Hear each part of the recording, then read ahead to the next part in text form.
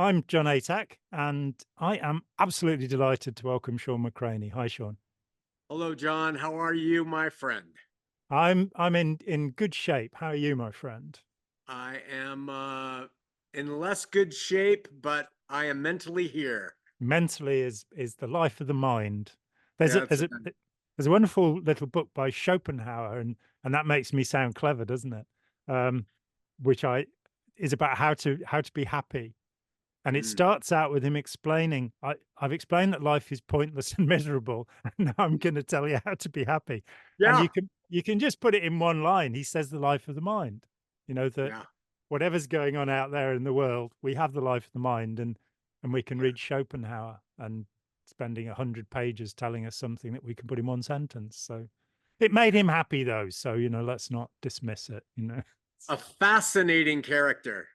Boy, what a mind.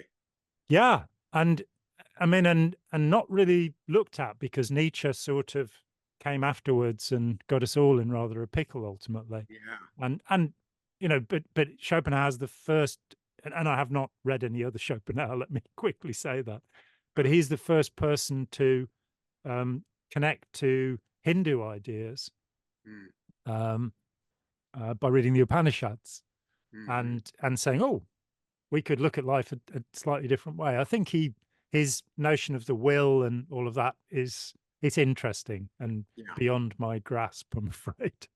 Yeah, well, Yeah, mine exactly. too. Yeah, that's us. That's us. So when last we talked, I mean, let me introduce you to anybody who is not aware of you, and they should be by now. Let's face it. Ah, Shawn was born and conditioned to be a human predator, a sociopath, let's say. And then in 1997, had a vision on the road to Damascus, yeah. roadside, in which he became a Christian. And rather than sort of being born again and everything's fine in my life now, Shawn struggles every day to find empathy and to behave in a good way. So I think, Shawn, that you've given me more insight into this condition than anybody else. And I've read a great deal about it over the last 30 years and more. That Huh? to get inside, you know, your, I think, tremendously honest self-perception is really valuable. And for people to understand that there are people out there who really don't care how they feel, who have no empathy and who will do whatever they can to um, take advantage. And that you're somebody who is, you know, for the most part, you are redeemed. That's the word I liked. That you work really hard to be a good person. And and for me, it's been fascinating meeting you and developing this friendship. Yeah. Understanding that you don't generally trust people and that you don't generally feel empathy. So, I Yeah. feel very privileged to spend this time with you.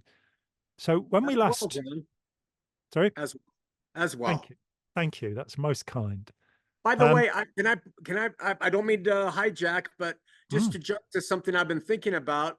Somebody commented, one of your viewers, that it seemed like I established a defense mechanism to cope with things rather than being labeled a sociopath mm, straight up. And I comment that she or he, I can't remember the gender, may be onto something mm. because uh, that is quite possible. But again, we kind of have fluid terms about sociopathy and psychopathy. And so I don't know whether it was nature, nurture combined or what, but I think there was something to her comment. I thought Mm. it was pretty smart. Yes, I noticed that too. And you said, I think when we first spoke, because I asked you if you thought it was nature or nurture, and you said you felt it was both. Mm-hmm, And hearing about your mum, uh, mm-hmm. it sounds as if there was a certain amount of nurture just doesn't seem the right word. Let's call it conditioning Yeah, instead. yeah, And I think this is a really important point because I long ago, I think it was probably Simon Baron Cohen's work on Mm, autism, this idea of a spectrum mm, and introducing a spectrum and saying, well, we're all somewhere or other on a spectrum. And that's true with everything psychologically. So mm, there's an empathy spectrum. mm, Um, and it gets very complicated. I've recently been looking at papers on post-traumatic stress disorder, and there was this startling piece of information that with major depressive disorder, there are 277 possible symptom combinations. With post-traumatic stress disorder, there are 633,000 possible symptom mm. combinations. So you are Wow. not, you know, so many things we're dealing with, we'd like them in black and white. So we'd like to say, oh, this person's a psychopath, this person's an empath. Yeah. We are so much more complicated Mm, than, mm, these assessments would lead us to believe, I think.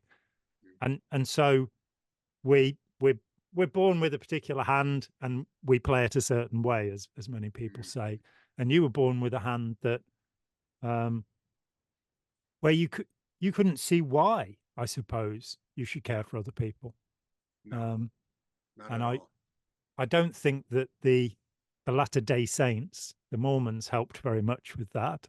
No. Um, you commented that looking at the leaders of the Mormons, you saw that they were just like you. They wanted to take advantage of people. Yeah. And But it's hard for me to know, is it my, craziness and my emotional makeup that thinks that? mm, And because other people don't seem to think that. They seem to revere these people. Uh I don't revere men. no, no, oh, No. I couldn't agree more. It's a stupid idea. Yeah, That it and really is. yeah, and as soon as somebody's setting themselves up to be an authority or an expert or a an authoritarian boss, we are in deep trouble. We really, Run. yeah. Yeah. Yeah. Um, Well, I'm really grateful for that. And I'm really appreciative of your program and your mind where you allow that instead of the let's just label it and let's just walk on and we can just label, label, label, mm, label. I'm glad that there is a spectrum that we can work with. mm, And you're not just a pure psychopath or pure sociopath. There's some variance, and that helps mm, me understand it a little bit better because I do see the sides of me that are fairly normal. mm. Yeah, Yeah. and I mean, during our first conversation, I found myself in this interesting double bind where I was going, this man is one of the most charming people I've ever met. He has a real charm. And he's telling me, I have no empathy. I don't Yeah. trust people. And in that first conversation, you explained that as a child, you'd realized that bullying people wasn't enough to control them, Yeah. that you needed to charm people as well. That's right. And that superficial charm is a primary characteristic of whatever we're going to label this personality type. Um, John, and what's the difference? I didn't mean to step on you, but mm, what's the difference between superficial charm and real charm? it takes us into the area of flattery, a word that means insincere praise. And Ah, yet we still say, I feel flattered by that. I feel yeah, insincerely praised is not what we mean. And yeah. I think superficial charm would be um, where somebody seems charming, but they're actually manipulating you. I see. Whereas I would say genuine charm, and I think there is such a thing as charisma even, Yeah. um, but that is where somebody really does care. And you know, they want to do what they're saying. And I think in our world, it's been, charm has been weaponized. You know, Mm, long ago, I think Dale Carnegie is one of the mm, earliest texts where somebody who is quite evidently a sociopath. mm, Carnegie is not there trying to help people. When I mm, first read How to Win Friends and Influence People, I sort of thought, oh, this is a man who knows how to do this naturally, and he's trying to teach other people, oh, this is dangerous because if you don't do it naturally, uh, you're doing it to manipulate people. Then I came to realize, as I came back to the text, that he was an entirely manipulative human being. Uh, wow. so he was, teaching these tricks to to other people to manipulate. And Wow. that's a big subject for me. I was thinking just before we started talking about public relations and which is a subject I've been fascinated by my whole adult life. Mm. Um, and in 2015, I helped establish the Open Minds Foundation, and we had a PR agency. And I found myself going, we really have to be very sure that what we're doing is ethical, that because this is a foundation teaching people about undue influence, manipulation, brainwashing, mind control, all those thought reform. And we need to be careful we're not doing it. And there's a very fuzzy boundary as to, if I know that the color red tends to wake people up and I start using it, this there's a study of sumo wrestlers, and because they wear red, or is it blue? Is it like the Republicans and the Democrats? That we should put the Republicans and the Democrats in the ring and get them to fight it out. That'd be a much better process, I think, than the stupid Yeah, stuff yeah. they're doing now. But anyway, they found that because the sashes are, you don't wear a color as you would in most Western sports. You're assigned the color when you go in the ring, and they found that you had a 5% higher chance of winning if you had a red loincloth on. Wow. So once you know that, and you start wearing a red tie or stuff like that, it's when you've come to know it and you're trying to teach it, how far can you go down that? For example, purr words and snarl words. A great friend who did a master's degree, I think, in philology or Mm. linguistics or something like that, something beyond me, above my pay grade. And years ago, he explained this difference that they talk about, that there's a purr word like democracy and a snarl word like fascism or appeasement. That's a really strong snarl word, even though what it means is negotiating and Yeah. coming to a deal. It's associated with Munich in 1938, Neville Chamberlain and Hitler, when Mm. Chamberlain successfully stopped the Germans from destroying all of Europe by saying, we've only got 12 fighter aircraft. We're not in a position to do this. And ever after was called an appeaser. But I think I'd be speaking German now if he hadn't appeased Hitler at that point. But the word has become a snarl word. And as the further you wander into this forest, the more you realize that everything we do and how we appear, and this comes down again to things like charm, is it cupboard love? Is somebody doing something because they want me to give them something? And in public relations, where do we separate reason from emotion?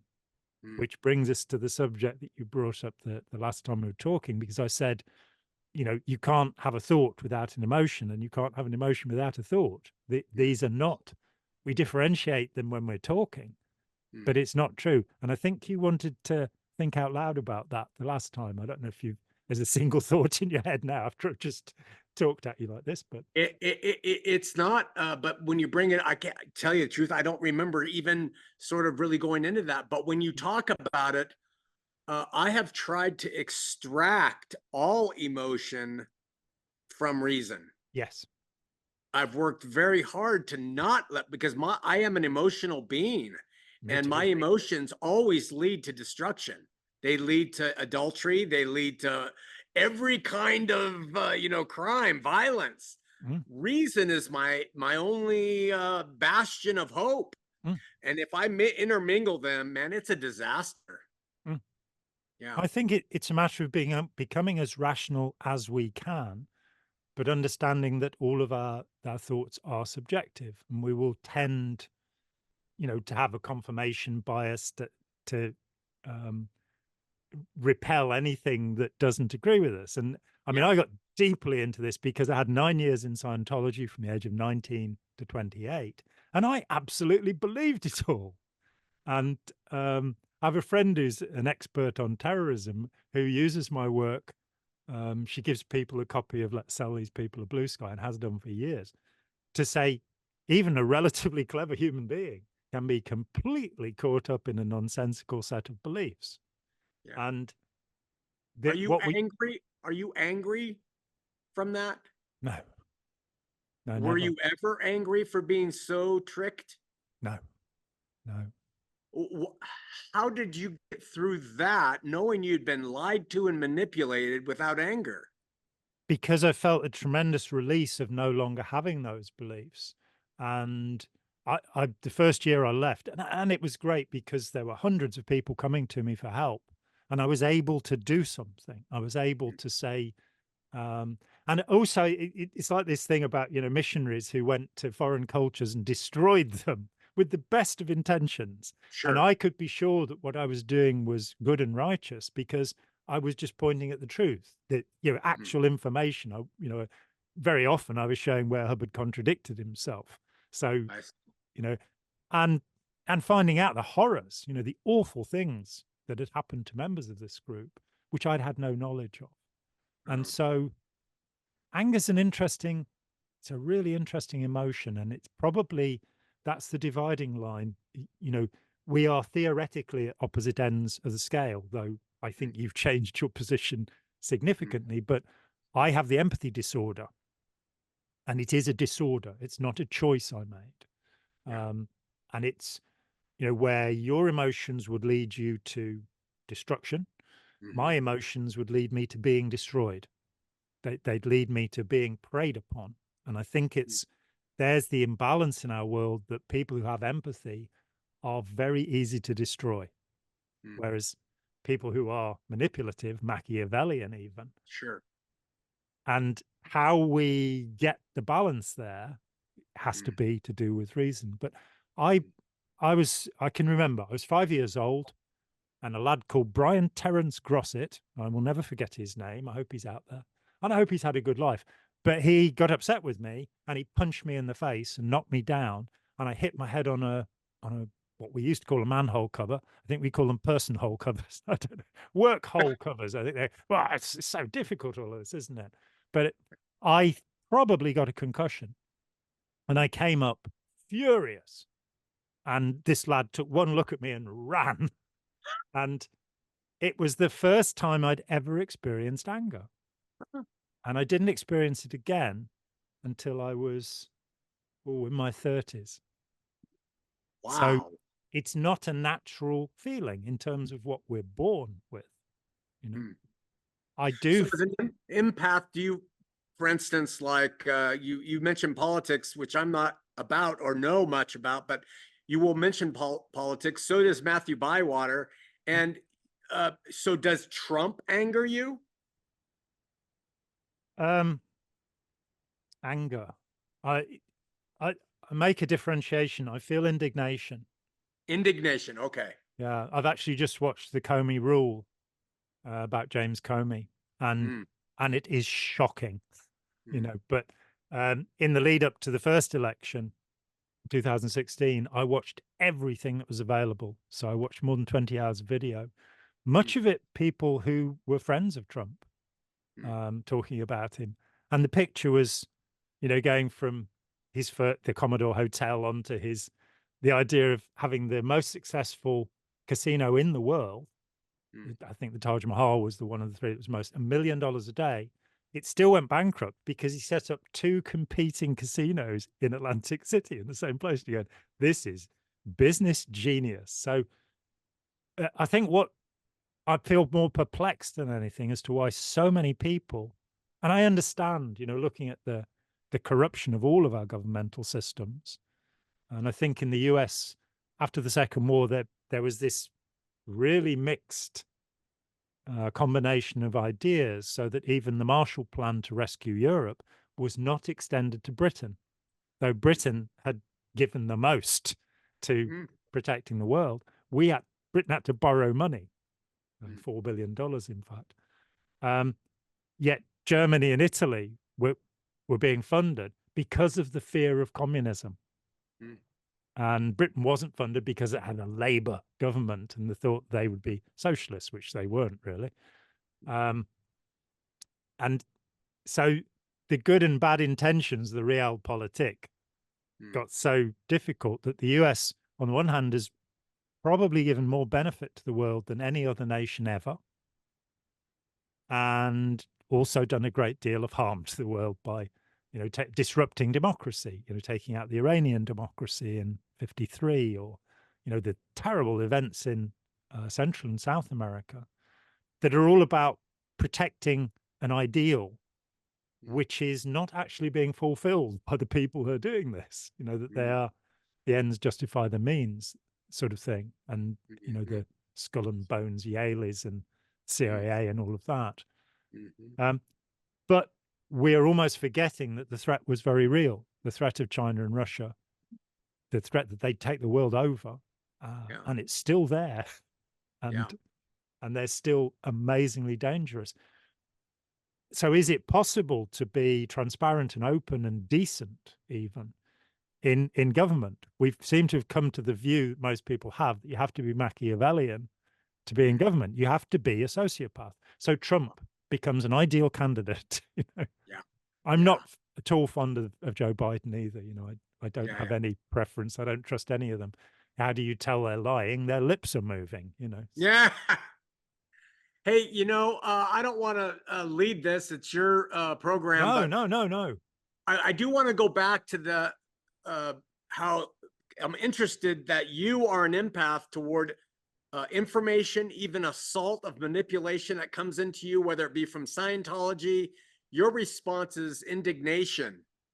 Even today, as a somebody who proclaims to follow the spirit of Jesus and peace and love, and I do in most cases, but my family will tell you, if I'm confronted with manipulation by commercials, colors, any type of propaganda, I get fucking pissed.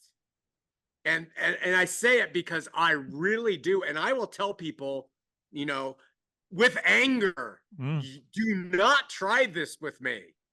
I'm learning more as this Christian to be able to take somebody who's trying to manipulate me like a Scientologist and give them more love. But that is something I have to try to get more toward the John Attack way. I'm having to move that way. And then it seems like you're having to move my way a bit as well. I think that's the truth that we have to have as full an understanding as we can. And I look to consequences. That the thing I learned in Scientology was that Scientology makes enemies. That's how they act. You know, Hubbard would declare somebody a suppressive person, and then they would be fair game. They could be harassed in any way. I knew nothing about that. You know, when I joined, they'd basically withdrawn the use of the term fair game.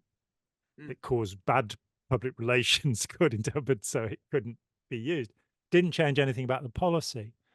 And it's looking to the consequence that if I attack people, they, you know, will fight it out. Whereas if I look to what might help them, not the greatest good for the greatest number, the greatest good for everyone. So my perception of criminal psychopaths, serial killers, murderers, is they can't help themselves and they need to be restrained, but they do not need to be treated unkindly in any way. So, you know, you put the mask on Hannibal Lecter and you keep him locked up, but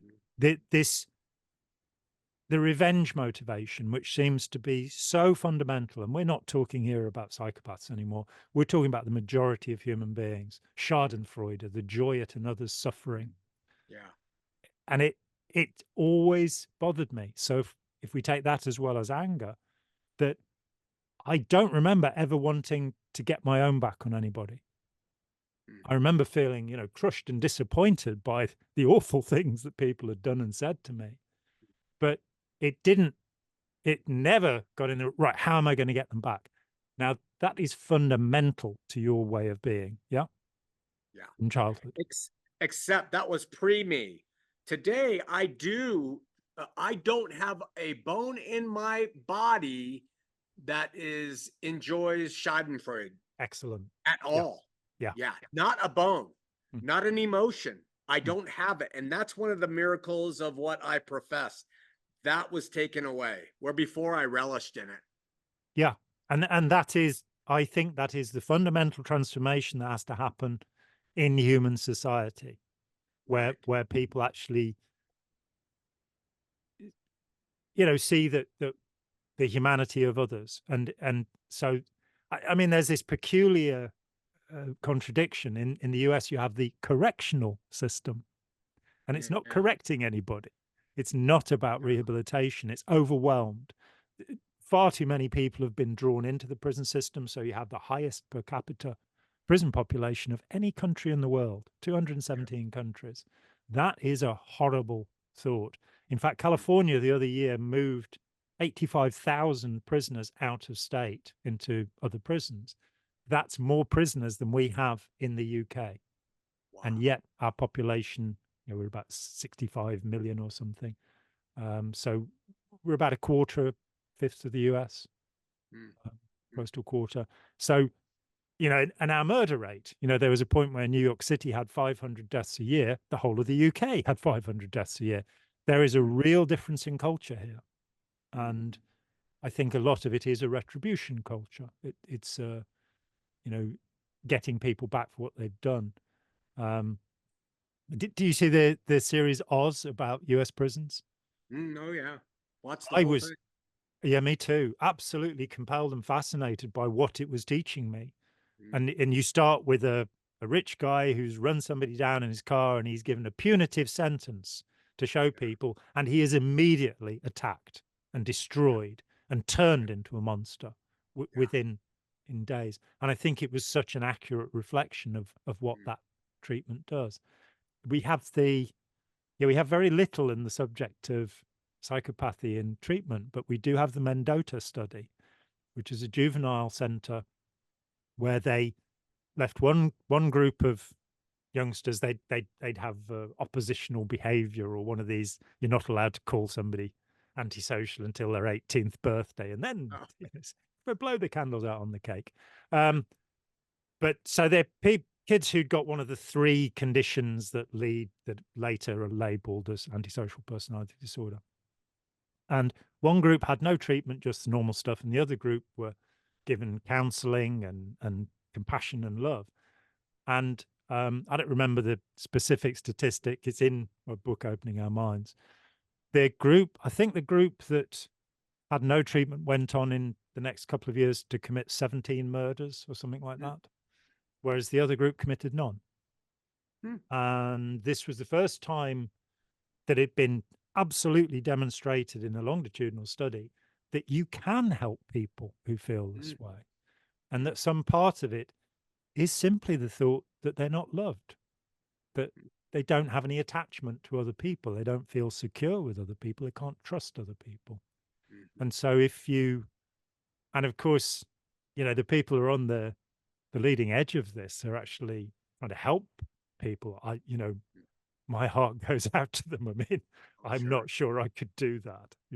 So in the UK, is the penal system not punitive? Hmm. It is punitive, but and it's overcrowded. Mm. Um, just like in the US, you have white collar and blue collar prisons, if you like, Sure. open prisons for people who've committed financial crimes. Um, it's not tremendously healthy. Having Mm. said that, there was a documentary series about the Isle of Man, which is its own little state, Yeah. and they have a higher prison population than anywhere else in the UK. Mm. But they you get that there's a really friendly atmosphere in their prisons, so people want to Yeah. go back there, I think. It's like really strange seeing the way that the warders actually respond, and then looking at documentaries about some of the American prisons and the viciousness that happens in them. Um, Yeah. and the polarization that's created, that all of the significant gangs, I think, were formed in prison. Mhm. They the Crips and the Bloods developed through that, and you now have this terrible problem with tens of thousands of people in these gangs, and you've got Yeah. people like is it the Latin Kings? Um, I think that's what they're called. I had this incredible conversation. I was in Lisbon at a Mm. conference, and this police inspector came up and talked with me. incredible man. And he was in Barcelona and he'd been tasked with dealing with the Latin kings. They'd started coming out of, I think they're from Ecuador or somewhere originally, and I think it's Ecuador and the US. And they'd started arriving, which meant that their rival gang had arrived. And he had to deal with them. And his approach was so different. He went to, I think it's Ecuador, and he went to the US to meet members of the gangs in prison. Mm. And he said that his first day in Ecuador was the worst day of his life. He had never seen anything like the brutality in the prison. There were 4 times too many people in there. And it was all about these two gangs killing each other. And they were treated as animals by the wardens. And then he went to the US and he found the same thing. And so he basically did a dawn raid on the leaders of the two gangs, got them both, put them in a room, and said, right, you've got until the end of the day to sort this out between you. I'm not having any killing. I'm not having you fighting each other here. You make a deal that says this is a safe haven where you're not going to do it. And they did. Wow. And he, after that, had been consulted all around the world because he'd managed to calm this problem that nobody else had done anything with by treating them with respect and saying, you are human. This is a nonsense. And it might be a libtard attitude. There's a wonderful American word. I invented repturd to go up against it, but nobody's adopted it. Sad, isn't it, when you come up with a brilliant word like that? Yeah. But I accept that we have to have a balance. We have to. You don't just say, "Oh, that's fine," go off and do it again. You have to restrain people. You have to do something about it. It sounds like the solution to the Latin Kings problem came by reason. Yes. And it came stripping emotion out of it. Because once the emotion comes in, you can blame each other endlessly and start killing again. Yeah. I think reason is so important to even every conflict we have. To try to reason through it and push back. Do you believe that emotion has a place outside? And I agree, it has a place when a family member dies or it's an emotional movie or something. But I mean, shouldn't we try to become far less emotional and far more rational? Yes, or far more rational, even if we are emotional, and Right.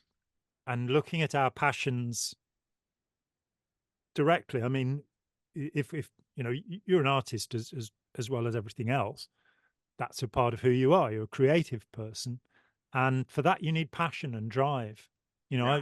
This last couple of months, I have fallen into the music of Gustav Mahler, and I listen to every kind of music. I grew up on rock music, and I listened to swing and blues, and you know, not so much acid house, I must say, but you know, all sorts of things. And I've loved Sibelius and Stravinsky since I was a kid, and Elgar and stuff like that.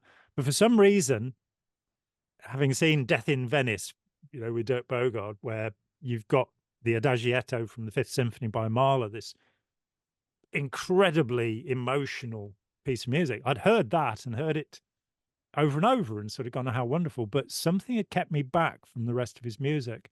And coming to it, the emotion, he just pulls you apart. He'll have a funeral march going on, and then he has a children's song going over the top of it. He plays Frere Jacques in the First Symphony.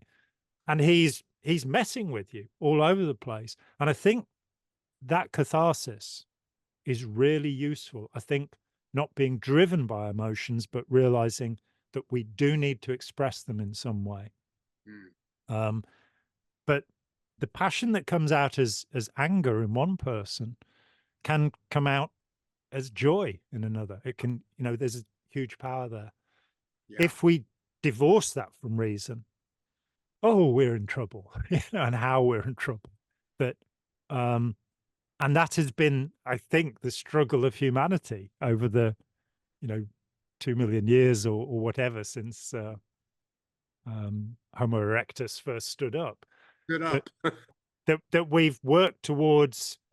We've done things that one of the things that has most amazed me is the contemporary view of evolution, that the old-fashioned Mendel-Dawkins view, the selfish gene, has been disproven. It's gone. It went in the 1990s. And so younger biologists now talk about 4 dimensions to evolution, where there are only 2 dimensions in that model, which are natural selection and sexual selection. We've added to that epigenetics. There's no doubt that changes can happen to genes in a single generation. Genes are not read-only. Therefore, they can't be selfish either. They change and transform. But the 4th dimension is cultural transmission. And we're not the only species that have it. Monkeys and apes and crows have been seen teaching their progeny. But we live in it. We have the capacity, all of the stuff in the 90s. I was deeply involved in we're 1.7% different from chimps or bonobos, and chimps hit things to control them, and bonobos screw things to control them. So I, for 10 years, thought within that, how like that are we, and Konrad Lorenz and aggression and all of that. And then you go, that's all nonsense. It doesn't matter what our ancestors did. It doesn't matter what chimpanzees do. We have the power of thought. We can change our minds. We can therefore change our behaviors. And for me, that was kind of a spiritual liberation, having come away from Buddhist ideas very, very gradually.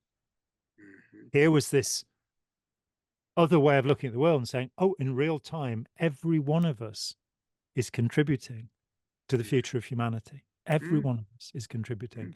So it really matters that we feel positively and that we seek to help others, because that'll make us feel better and it will make the world a better place. That eventuates in the view that I don't really believe in my own perpetual individuality. I'm not concerned with an afterlife or anything. I'm concerned with being a thread in the tapestry of humanity, and preferably being a golden thread, doing something shiny and nice, that will do something so that humanity has a future. Because, of course, we are poised on the brink of destruction, as we have been ever since weapons were first invented. Right. So I had trouble connecting with this thought with somebody else recently. Is in my natural state, you have no concern with the metaphysical side. Is that correct? The spiritual, unprovable side. It's more here and now, right? I think I'd take Stephen Jay Gould's view, which when he was in fact arguing with Richard Dawkins, that there are distinct magisteria, he calls them. Oh. One of them is science, which is, we talked about Zen and the art of motorcycle maintenance the last time we talked. So one of them is quantities, measuring quantities, which is the Aristotelian way of things. And the other is qualities. And I do believe that these are distinct things, and that what we call spiritual fits into the qualia of the mind, the qualities that we experience. But people tend to make fanciful decisions about that. They tend to have emotional decisions about that. But I think reasonably, we exist in consciousness, and that is much more important than our physical existence. Okay. How to make sense out of that, maybe in about another 1,000 years I'll get somewhere. But the point I was going to make toward me is that if I didn't, and we've talked about this, if I didn't have the crutch, the experience in '97 on the roadside. By the way, it wasn't a vision. It was just experience. I saw nothing and I heard nothing. But good to clarify that. Yeah, if I didn't have that, I don't understand that way of thinking. I don't give a damn if I don't have some kind of tie-in to something bigger than me and future for me and my family and people on this earth. Fuck it. Might makes right. I don't care if it's been disproven or not. And I just don't see any reason why I wouldn't become a drug lord. Murderous Pablo Escobar drug lord to cash in on this time. I don't understand the benevolence in a mind like yours that wants to leave something behind and doesn't believe there's anything in the future. Mm. Help me. Well, I'm agnostic, so I don't know. But Okay. reason takes me to the point where it used to bother me. Um, and because my background is Buddhist as a teenager, and because I held those views throughout Scientology and beyond until somewhere over 10 years ago, so into my 50s, I belonged for a year initially to the Soto Zen community. Then I got into Scientology, and I've never connected with any other Buddhist community because I've never seen the point of it. Mm. You know, they all seem like cults to me. They all seem that they adopt gurus, and I suppose I came to this interesting point where it's, do I believe out of desperation? Mm. Do I believe because I'm afraid? Mm. And we've talked about this before, that I have this urge towards the truth. And I think the contemporary understanding of evolution, and I particularly attribute that to Eva Jablonka, in Israel. Mhm. Uh, and she wrote a book called Evolution in Four Dimensions, which is too complicated for me to understand, I'm afraid. But I think I get, thankfully, one of her pupils, Yuval Noah, is a very close friend of mine. So he's explained over the last, not 9 years now, nearly since we met, we've talked and talked and talked. And this positive idea that we can and do evolve. We we we we have made so much. We've the world, in the Western world, in the richer part of the Western world, is so much better than any human situation before. You know, we don't send 4-year-old kids up chimneys or down mines anymore. We have some ethical. We've evolved ethically, I believe. We need to evolve a lot further. We need to Mm. stop fighting wars, and we need to stop supporting people who want to fight wars, Mm. because that's really not good for us. It's Yeah. mayhem. But that thought of a human community, of a habitable and marvelous and beautiful planet, of the wonderful creative things people have done. I mean, curiously, Marla asked exactly these questions. You know, what is the point of my existence Mm. if nothing is left behind? He had grown up as a not really non-practicing Jew. He went to synagogue. There's a story about him when he was about 6 years old, that he shouted out to shut the cantor up and said, "That's not music." And he's right there with all the people around him. He's 6 years old, and he starts singing a polka. Says, "That's proper music," you know. And I think that was about he converted to Catholicism because he couldn't become director of the. I don't think he could even get a job as a conductor at the Vienna Opera Mm. because he was Jewish. Mm. And so he converted to Catholicism, and it said he even once went to church, which was to Ha! get married. But he too, Gauguin, "Who am I? Where am I? Where am I going?" His majestic, great work. This perplexity, and I think I just stopped worrying Mm. that, I inhabit the eternal now, you might say. I don't know. I see. And I feel good. Most of the time, I feel distressed and upset when people are horrible to me. And recently, I have actually suffered something really quite seriously nasty from somebody who I consider to be a friend. But Oh. it happens, Mm. and I I understand that part of it goes back to that charm thing, where Mm. people will read me and say, "Oh, he's manipulative. He Mm. can't mean these things. He's not really a friendly person." And Oh. I've disagreed with something that they believe, and Mm. they start going, "Oh, well, it's not what it appears to be." But I am as stupid as I look, you know.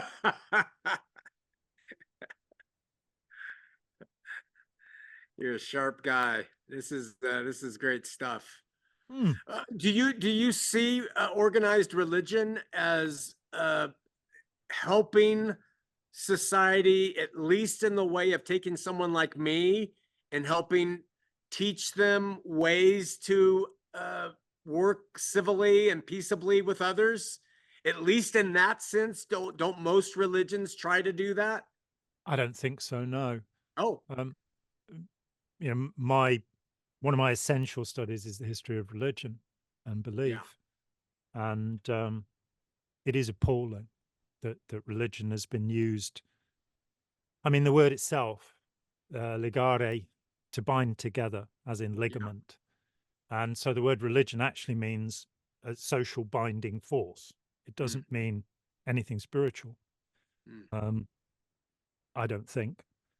And you start with, and this is something that I think we talked about before. When I was 13, I rejected Christianity because I asked the religious instruction teacher, um, if firstly, if anybody other than Methodists, he was a Methodist, would go to heaven, and he paused and then went no. And a week later, and it was a spontaneous question. A week later, I said, "Could God ever forgive the devil?" And he said no. And I'm mm, like, "Well, I don't believe in your God then, if mm, that's as far as forgiveness goes." mm, Um, and there was a sort of sundering, which was the realization that Christianity was a weapon. It was a mm, way of demanding compliance from people and forcing them to do something, or it could be a means of liberation. mm, So, and I think you exemplify this, that after your roadside conversion, you spent years trying to be part of organized religion and finding yeah, that you were frustrated at every turn. yeah, I think we have to become individuals and um, be able to stand up to the atrocities. So, seeing the scandals, the abuse scandals in the Catholic, the Anglican, the Methodist, the Baptist, Jehovah's Witnesses, seeing the way that people responded to that. mm, Pope Benedict sort of saying, "Well, we're very sorry," but they're not actually doing anything about it. mm, Um, that's been appalling, and I think that looking at religion becomes a pretense. It becomes a way of, I go to church on Sunday and therefore I'm a good person. mm, And I have never rejected the teachings of Christ. mm, That's a different thing altogether. That, mm, this brilliant mind, mm, whether it's one man or group of people bringing together things. We know, for example, that um, the the loving God with all your heart, all your soul, with all your strength, that comes from Rabbi Hillel, if Rabbi Hillel ever existed, but it does mm, predate Jesus. We know by looking at the so-called Zadokite documents, the mm, Essenic, the Dead Sea Scrolls, from Qumran, the Bar Achbar Gospels. We know that these teachings were general, but they're pulled together so powerfully. Consider the tree by the fruit it bears. I mean, there's a piece of advice for us. Don't listen to the bullshit people are speaking. Look at what they're sure, actually doing in the world. And so much else that is powerful. But the traditional Jewish Peshar, which is the Torah, the Old Testament, exists to be interpreted, moved into this is literal truth. mm, And then we'll get to a moment in history like the end of the 12th century when Pope Innocent II decides that the Cathars, the Albigensians in the south of France, which was not France at that time, it was the Languedoc, a separate state, are to be destroyed and annihilated. And the Catholic Church performs its first great genocide at that time. And you're kind of going, so this is organized religion. And the problem is that calculating and Machiavellian people will always take over these groups yeah, if we don't have the checks there. And we don't, looking at Hindu nationalism, for example, which rules in India. And you have people marching down the streets screaming, "Death to non Hindus, death to non Hindus," as a part of what they consider to be their religious belief. We have Buddhist monks in Myanmar and Sri Lanka killing people as part of, you know, so it's the organized bit that's the problem. Seeking to understand the truth and our own relationship to the world is important. Accepting somebody else's control and that they're saying this is what it's about, and you're kind of going, well, you're more clever than I am, so I'll do what you say. That's the wrong way. Everybody, no matter what their intelligence, whatever that is, everybody is capable of making decisions about their own life, and they should be helped to do that. And those decisions should be what we call pro-social. So that too is a difficult concept, because somebody has to decide what's good or bad for us to get to that. I stand shoulder to shoulder with you completely, without exception, on everything you just said about religion. Yeah. Every single thing. I like you said, I tried to fit in and experience that after my roadside experience. But for me, the individual Kierkegaardian leap of faith, surrender self is what saved me. Yeah. And the drugs and the psychology and psychiatry and parenting and religion never did. And so we, not to toot our own horn, but we are trying to share what we call the great news, not the good news.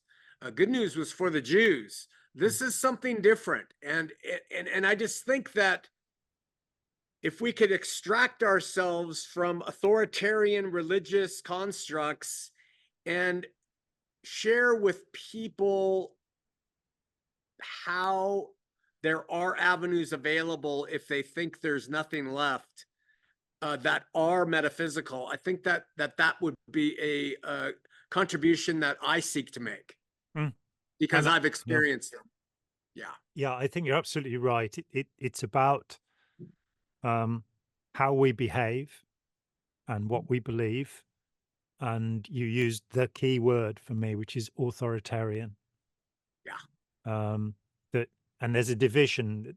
You have authority that comes from expertise. You know about something, so you're a plumber and you can do the plumbing, and that's proper authority. Then you have authority that comes from rank, because you've been appointed to be the boss, and that is fundamental to our society. Our society developed out of Sumeria, and the idea that God was represented by the king, the divine being. So Egypt, the sovereign.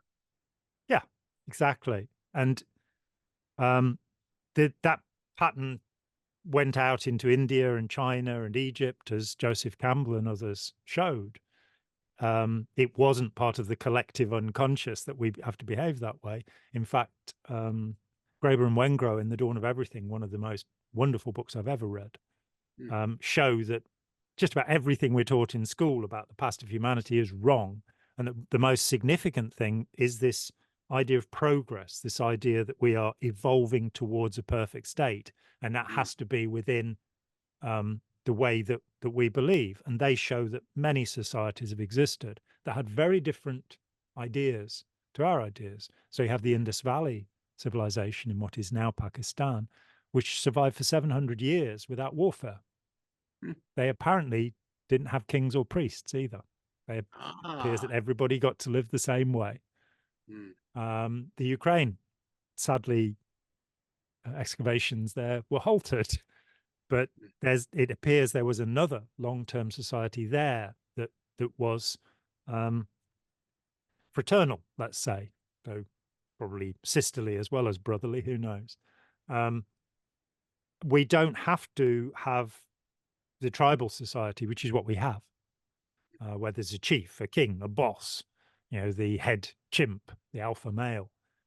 We can actually be part of a collaborative society that's for our own good. We aren't at the moment. We're ruled by plutocrats. Whether it's Putin, who I think is probably the richest man in the world, or President Xi, or the little pack of clack of people around the principal Democrat and Republican leaders. How we get past that one, I haven't quite figured out yet. I'll let you know if I do. John, listening to you, this is something we talk about on our end quite a bit. And that is the old school of you have to believe and live like I do that comes from religion, Mm. from what I can see from a pretty reasonable, contextual, sound, exegetical understanding of ancient scripture, and I'm calling it, the apostolic writings, or what people call the New Testament, the Mm. ancient scripture. Yeah. It pretty much tells us that if somebody exhibits agape love, which is selfless Mm. love, that they are his, meaning Jesus, in my Mm. estimation. Sure. And so what we say is we don't care about the doctrine. We don't care about the practice or the lifestyle. Do you love? Mm. I haven't been able to love until I had him, come into my life. But perhaps, and this is how I would explain John Attack, is he's filled with the love of Christ. He just isn't ready to see him as the one yet. And someday maybe you will. But that's the real Christian message. Mm. Do you love? So if a Buddhist loves, Muslim, atheist loves, Mm. with agape love, self-serving, I mean, not self-serving, Mm. selfless serving, I see that as more of an indicator of God in them than anything else. Yeah, and I mean, I have several friends who are theologians, and we have very interesting conversations because they don't get upset with me. They're willing for me to, um, have my idea, and I would say that Jesus, as we read Jesus, the cosmic Christ, um, is a manifestation, as you say, of love. And we can take it back to a simple idea, which is that the word God is cognate with the word good. Good, yeah. And there are many contradictions which exist within the apostolic literature, within the Sure. Old Testament. And we have to resolve those, but we resolve them, I believe, exactly as you say, which is, do we have a positive attitude towards humanity? Mm. Do we Mm. want to? And how twisted does that become? That, for example, when people believe they've become humble and they're trying to tell us how humble they are, and they're trying to make broad their phylacteries, as it says, um, which for anybody who's not sure what a phylactery is, it's a little scroll in a leather pouch. One goes here, one goes on your arm, and it's an Orthodox Jewish form. And making broad your phylactery means showing off when you're praying. Yeah. And unfortunately, that is the way of all church, that you're meant to pray in a closet, I believe the man Yeah. said. You do it privately. And there is so much to understand in there. But I think it's a teaching that manifests through many individuals. I don't think Christ is the only manifestation of it, but I Oh, think, I don't either. yeah, No. what we might call the Christ spirit, Yeah. that love, that forgiveness, and that willingness to sacrifice yourself, which I am Yes. trying to get over. So Oh, yeah. And that's I've done enough fascinating. of that. Wow. Yeah. Didn't Golda Meir say, stop being so humble? You're not that great. Yeah, probably, but look at her. Warmongers. Um, yeah, I was going to talk about. Do you Uh, love warmongers? no, not really. And I think that was a very crucial point for me. I went on an intervention to talk to a young Scientologist in 1991, and I had a really hard time of it. The people I did it with, I'd not done any kind of formal intervention before. I'd talked with hundreds of people who'd left Scientology, but I hadn't sat with somebody who was a total fanatic. And I managed it took a day, and the guy left and has a successful life, I'm very happy to say, these many years later. Um, but it I'd not really had a hard cult experience. I'd not been sleep deprived for more than a single night at a time. Um, and I had 5 nights without proper sleep. And then um, one of the people I was working with turned on me, and it was vicious. It was really vicious. He sought to undermine me and bring me down. And it left me, and my life was not easy at that point. I was really struggling because I was being harassed all the time by Scientology, and my wife didn't love me anymore, and I got 2 kids to try and I don't know, I hadn't got enough money coming in, you know, the usual things. And I got home from this and I spent about 3 days shaking, I think, from the effect of it. And this thought came up in my mind and it would not go away. And it was, I was taught, I can't even remember how early on in my life it was. It's so early on. I was taught that I must love everybody. Mm. You know, I went to church every week till I was 11 years old and too tired to get up in the morning. Um, my mum had been a Sunday school teacher. She was a lovely person, generally. And this thought came up, you know, you've got to love everybody. And I didn't want to think about it. And through those 3 days, I eventually went, this is an unquestionable assumption. That was the label I put on it. We all must have them. These things that we know are true, but we don't dare think about. Mm. Oh dear. And I thought about it, and ultimately I decided that no, I'm under no obligation to love everybody. Mm. Mm. Um, I decided the Hippocratic Oath would be as I won't harm anybody deliberately. Mm. And since then, there are people who I know the only Scientology has this practice of disconnection, you know, which Mm. I'd never done, and I left when they tried to get me to do it to a friend. Where you know you don't communicate with somebody anymore, you shun them, you disfellowship them, whichever, you ostracize them, you send them to Coventry. And I've only I've only done it once, and it was a guy. I was working on a court case for this guy, and I worked on it for 10 years in the end. And this was while I was still working on it. If it had just been him, I probably would have walked away.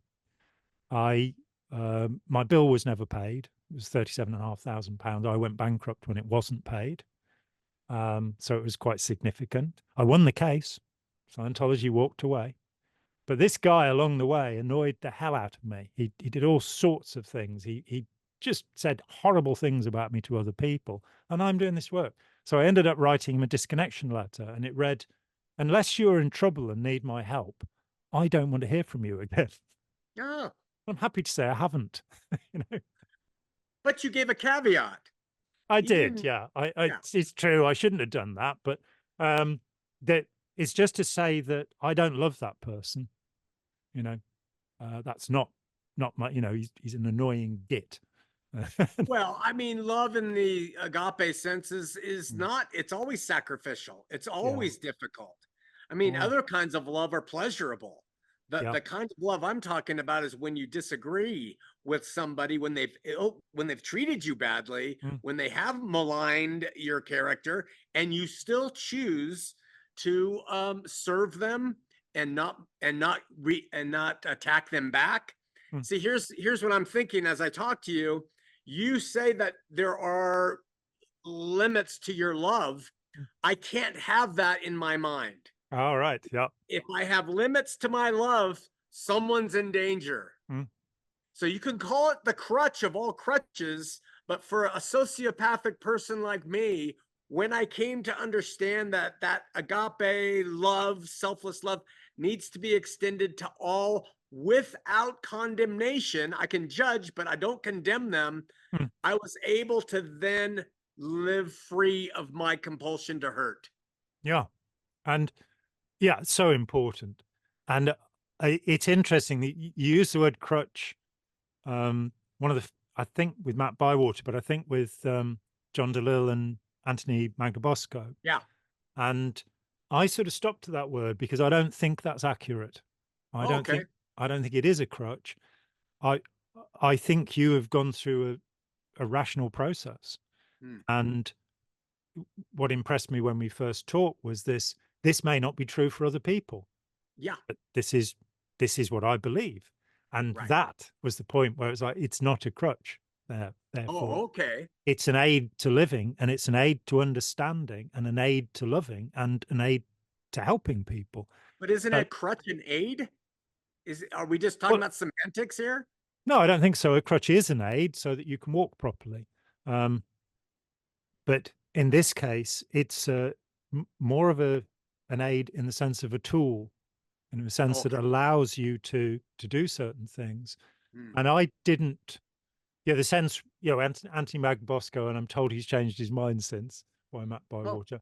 but he decided that he couldn't carry on with the conversation because if he took this away from you, you'd become, you know, horrible Yeah. again. Yeah. And I was sort of, I don't think he's understood who you are. Yeah.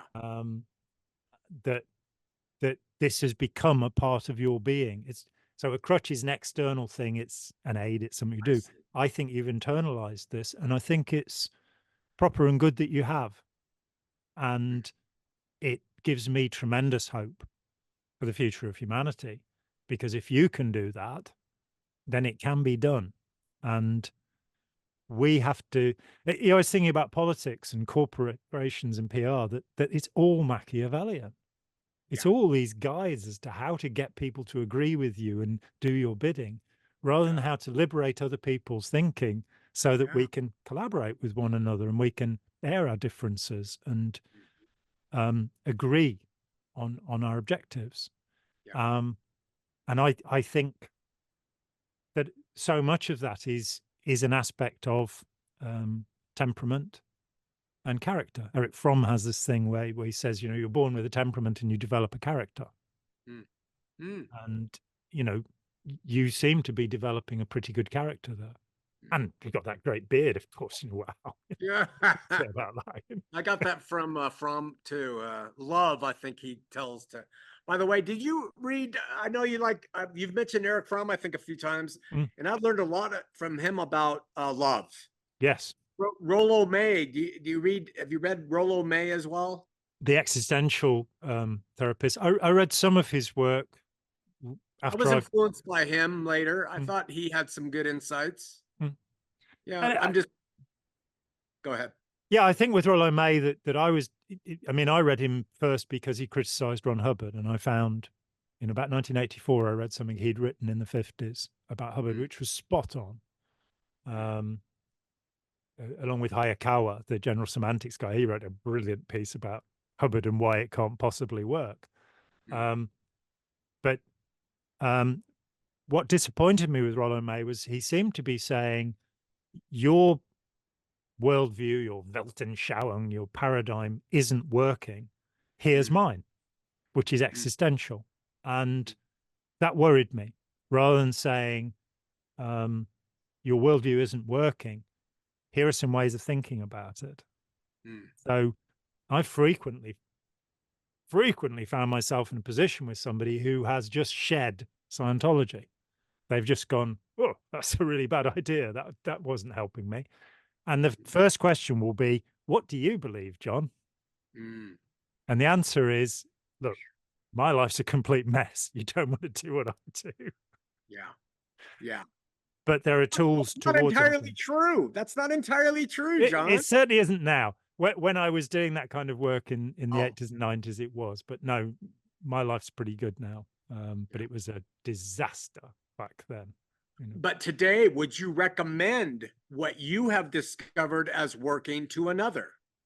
Or is that imposing? Is that instead of suggesting, you wouldn't recommend what you've, and that's where I think I'll recommend what I found, but I don't impose it upon you as an imperative. I think we're both in the same place. Okay.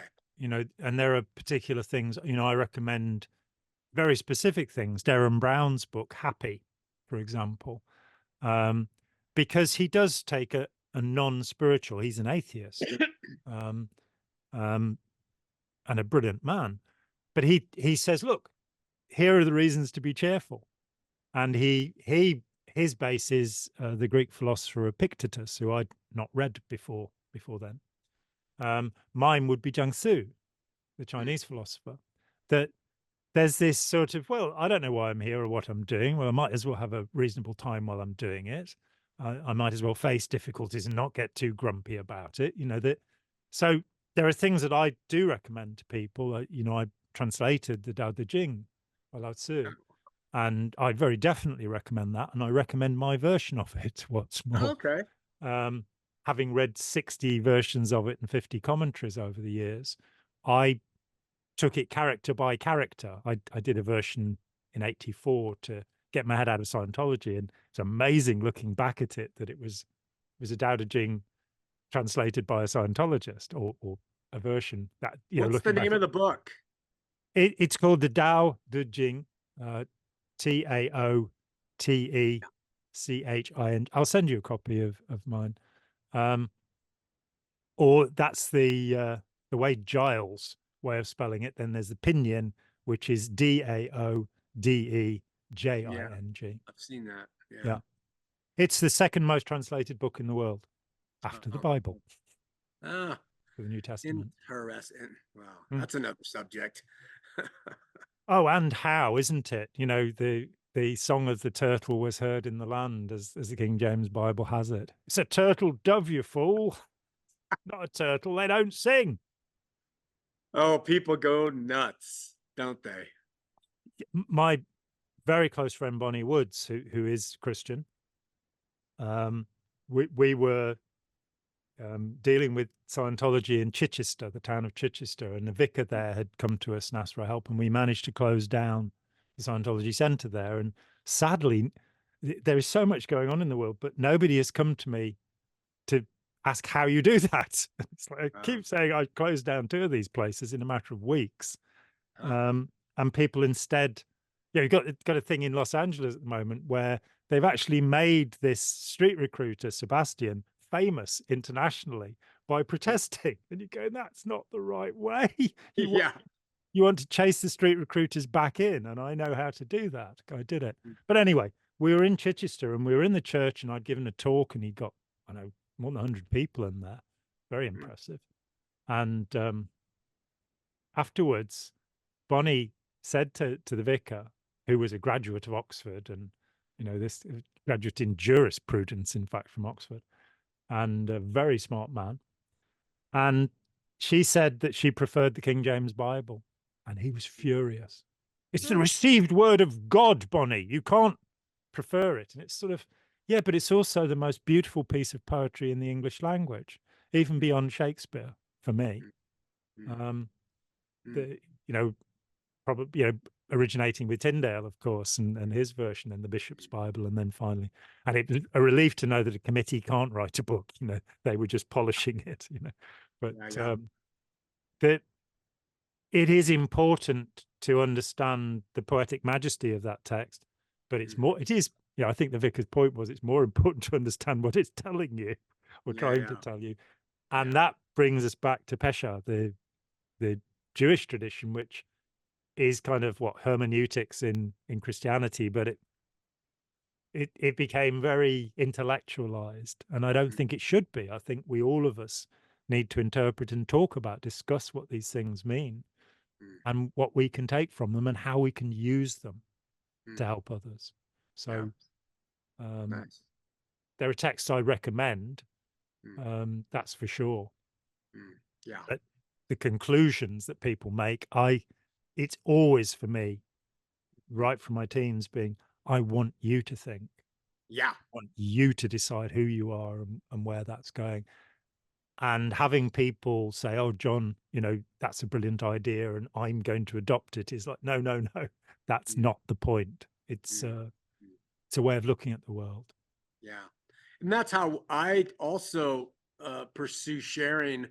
For me, in my world, to understand things, I think it's more like art or music or film, or it's literature, literature in the sense of fiction.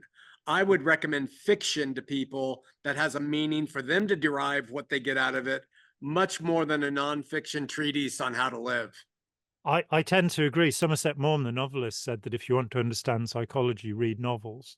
Yes. And Dostoevsky. Dostoevsky, their first name on the list, always. Yeah. Yeah. Yeah. Yeah. I mean, forget it. So that way you avoid the this is objective, you must believe it this way, do that, and let people hear the music themselves. Yeah. I'm very big on that.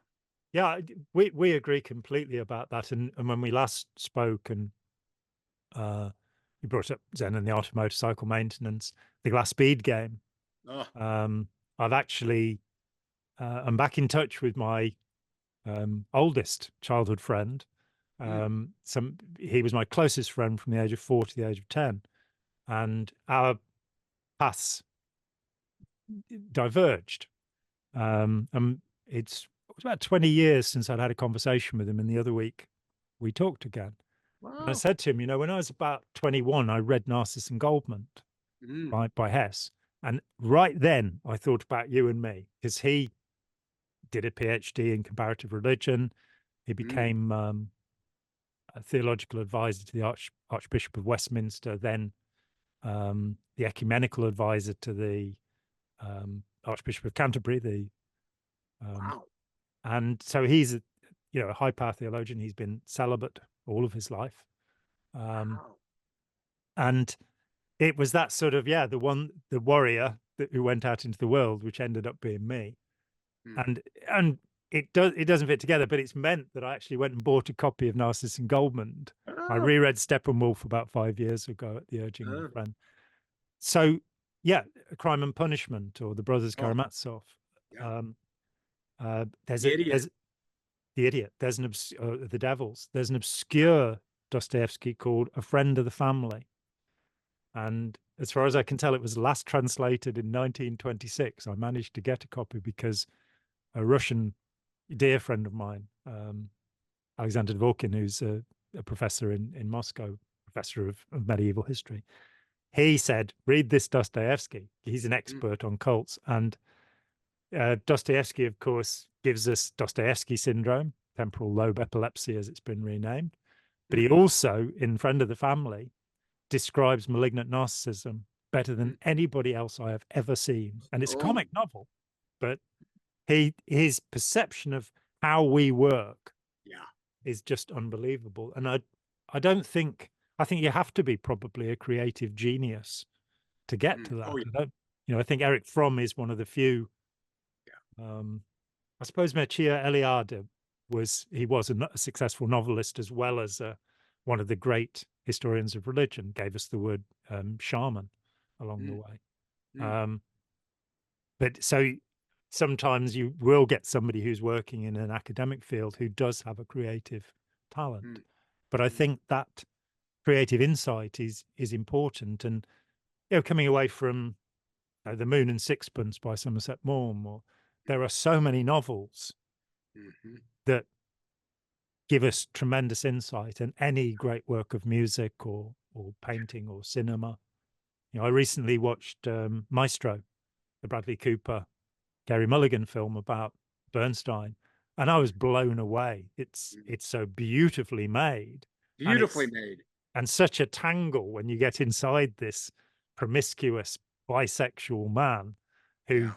had such an influence on the world. I was Yeah. surprised by the music because, and I have the sense that if I heard the whole pieces, I probably wouldn't be as taken. But the snippets they give you in the movie are just wonderful. Wonderful. I had a problem with that movie because I thought it was just everything you said. Absolutely. But at the last portion when we're giving away plots, but Yeah, there was I won't give away a plot, but there was a portion where he goes to a dance club and it's way down the end of the line. And I just felt like there was no real, I didn't find, I guess it was real and true, but I just felt so much for his wife.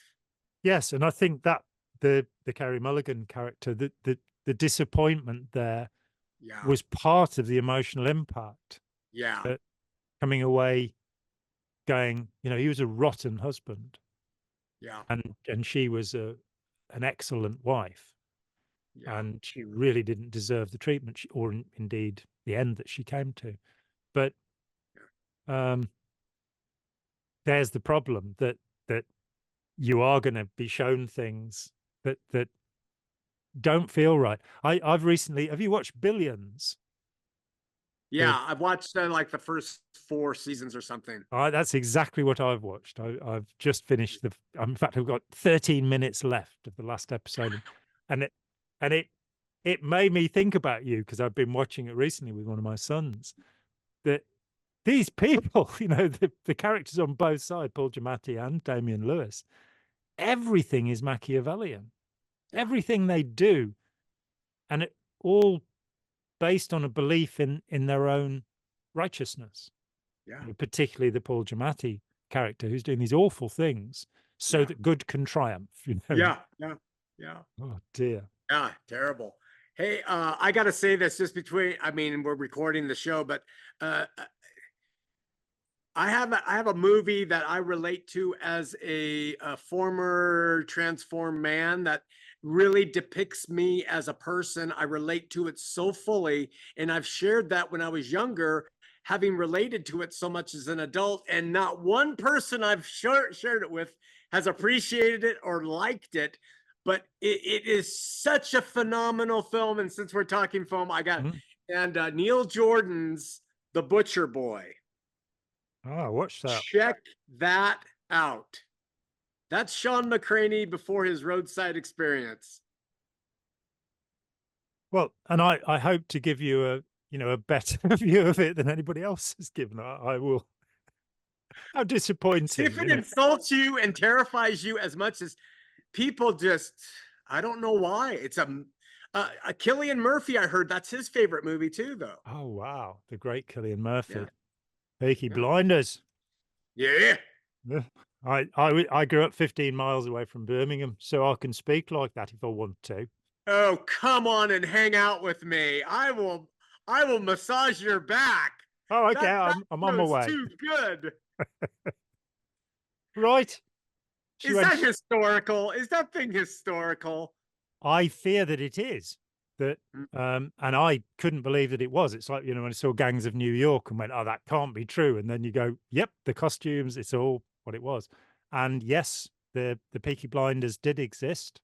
mm, Um, they've changed one letter in their surname, but mm, they existed, and they were Didycoites, mm, gypsies, Romanes, mm, and yeah, they ran a vicious gang. And mm. I'm not sure that he ever got to be a member of parliament. That may be Oh, maybe. But and there's a subplot in it which is rather interesting about Winston Churchill, oh and yeah. they're murdering people in the Irish Republican Army for Winston Churchill. And Mhm, if we want to talk about complexity of character, I know mm, nobody. Churchill is the worst of men and the best of men. yeah. And in this country, of course, in 1999, there was a poll, massive poll, to determine who the greatest Briton was. And they decided it was it was Winston Churchill, which, Huh? because he had so many of the characteristics of a sociopath. Mm, You know, mm, just he loved fighting, loved mm. battles. Yeah, You know, he said yeah. that during the Blitz, his the people around him would desperately try to keep him from going on the rooftop so he could watch things exploding. Well, It's like an unusual man in many ways, but positive and brilliant in some ways. But yeah, murders being committed on behalf of the state yeah. against a very dangerous group, but you know, very difficult. This is very unprofessional, but I got to look at my phone because I want to see the a picture I took and ask you if you have read this or heard of it because Mm. it is an exceptional book about people in leadership who are sociopaths, and you Ah, could probably cite it. Um, you could probably cite it right yeah, now. Uh, it's about usually it's mostly U.S. presidents. I think it might talk about Neville Chamberlain, yeah. but I don't know. It's just about their effectiveness in office. It's their sociopathy that allows them to be so effective. And is That, that you? Would you disagree with that? well, I, I, I think there is a matter of balance here. That Emory University did a study of U.S. presidents and said that every popular president was a narcissist going back through history. That, Oh, you know, so John F. Kennedy would be the supreme example of this. I think that this, you know, watching Billions, this really struck me, the thought that you you have to have a good person who understands the Machiavellian. yeah, That yeah, that to have a real leader, you have to have somebody who understands that and can transcend that. yeah. And that might very well be a reformed sociopath, because you know I can understand it analytically, but it doesn't make sense to me, Yeah. you know, from the inside. But and Well, I think Neville Chamberlain would actually exemplify. He seems to me to have had Asperger's, but he oh, exemplifies somebody who really did understand goodness. and was completely trashed. Mm. And let me just sound off about that. That the book that destroyed Chamberlain's reputation, published I think in 1942, so the year after he died, was co-written by Michael Foot, who would later lead the Labour Party. And the book is called The Guilty Men. And they basically blame World War II on Neville Chamberlain and a civil servant whose name I forget. And when you look back, in 1935, when Chamberlain was Secretary of the Treasury, Chancellor of the Exchequer, he's the guy that initiated rearmament. And the Labour Party at that time wanted all of that money to be spent on schools and hospitals. So Britain, under Michael Foot's direction, would have been completely defenceless at the beginning of the war. What's more, Churchill, who of course had stormed out of cabinet in 1931 because there was the decision to give home rule to India, and Churchill was dead against that. You want colonies. So he'd left cabinet. All of this stuff about him being the great opponent of Hitler in Parliament, it's not true. It was Violet Bonham Carter, Helena Bonham Carter's grandmother, who was the great opponent of Hitler. But Churchill campaigned to spend all of that money on bombers, and Chamberlain said, no, we need fighters. And that's what saved Britain in the Battle of Britain. Look at that. That And changes my view in some ways. Yeah. The name of the book is A First-Rate Madness. Oh, haven't heard that. By Nasir Ghaemi. Uncovering the link between leadership and mental illness. I highly recommend it. I will read it. Leadership. Yeah, I have a friend, my good friend Ira Chalef, who I've known for nearly 50 years now. He brought courageous followership to the table, which is now being used throughout the US military, both military personnel and non-military, which is nearly 1 million people are being trained in this very sensible way of looking at how you get leaders to behave properly. So the surname again? Oh, have you closed it down now? Nasir, Nassir, Ghaemi, Ghaemi. New York Times bestseller. I don't know if that helps or hurts. Yeah, one hates to think. Fantastic. Yeah, I think we've conquered evil. Yeah, and knowing you has improved my life. You're so well read and so knowledgeable, and you're able to take the principles and bring them into such a cohesive, workable explanation. I just really appreciate learning about you, because I'm tapping into a vast amount of work and knowledge. That's always a pleasure. I haven't had to do anything but sit here and talk with you, and I've learned. What a beautiful thing. Well, and for me too, that our encounters, I really looked forward to talking to you today. And my day didn't start well. I wasn't in I had a nightmare and woke up in the middle of that and was feeling a bit grumpy. And then I thought, yeah, but I'll be talking to Shawn. So, Oh, I'm glad we can get together. Thanks, my friend. Great. So let's we'll exclude the audience and talk privately where they can't see us anymore. Okay. Thanks so much to you, and thanks to everybody that's managed to make it through to the end here. And do write some comments, because Shawn actually looks at them. Unlike most of the people I talk to, he actually has a look and will respond to questions. I may look at them. I recently have managed to look at a few. Yeah, I'd love to. Great. So thanks everybody for watching, and enjoy your lives. Yes. Thanks, John. Hi, John here. Thanks for watching. We'd appreciate it very much if you would click like, as well as subscribe, and click the bell for notifications. Every dollar helps, and we welcome new patrons on Patreon, or you can make a one-off payment with any currency through PayPal. Thanks so much.